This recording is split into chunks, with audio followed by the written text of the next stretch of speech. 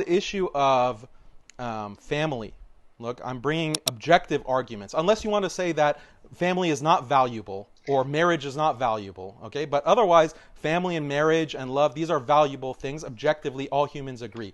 Is living in a strong, stable family with mother, father, grandparents, uncles, and aunts a human right? The vast majority of human beings throughout history and today have lived in these extended families, and countless studies show the psychological and sociological benefits of living in strong, stable kinship groups.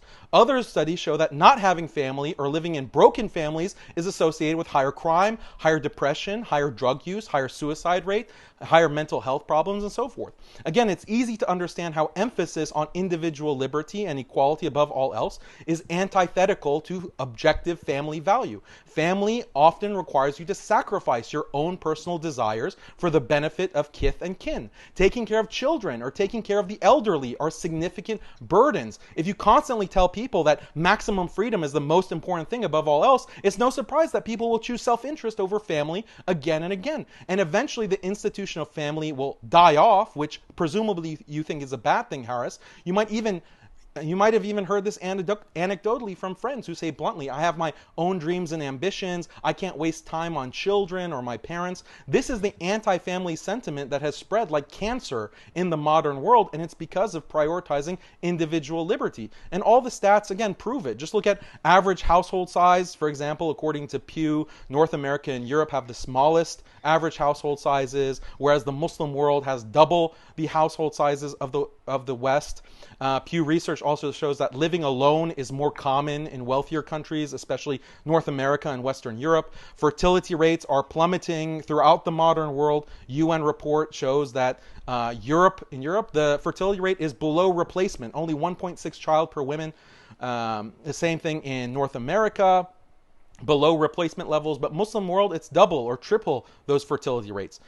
Another metric that represents the death of family is the rise of single-parent households. According to Pew, in the US, about 1 in 4 children are in single-parent households. In the UK, 1 in 5, and these numbers have dramatically increased over the past 50 years. What this means is that even the very few children that are being born in the developed world live with a single parent, usually the mom, and she, of course, has to work to make ends meet. So this is not even the nuclear family. Forget about extended family. Even the nuclear family has been destroyed in the modern West. What this means is that realistically, a high percent of children in the West don't have any family to speak of. No father, no siblings, no grandparents, no cousins surrounding them. Now, I can list for you a bunch of studies that demonstrate that children raised in these single-parent households are at increased risk of dropping out of school, increased risk of being incarcerated, doing drugs. Other studies show children from single-family households have double the risk of mental health problems. They're more likely to be abused, more likely to commit suicide, and on and on. And this makes sense from a biological and psychological standpoint. For tens of thousands of years, humans have lived in large families with their own flesh and blood. When you strip that all away, like in the modern human rights West, what's that going to do to people psychologically? What is it going to do to them sociologically?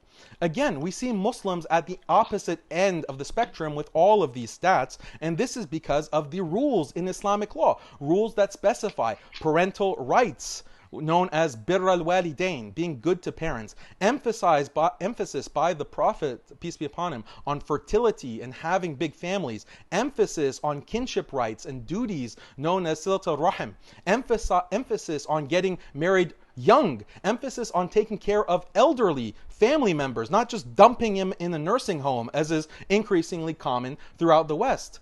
And also the patriarchal family structure, that is also very important. So these are some of the rules that the liberal human rights regime considers contrary to personal freedom and human rights, but these are the exact same rules that preserve the important human institution of the family. Don't you think families are objectively good, Harris? Then explain why human rights are destroying them. Explain that.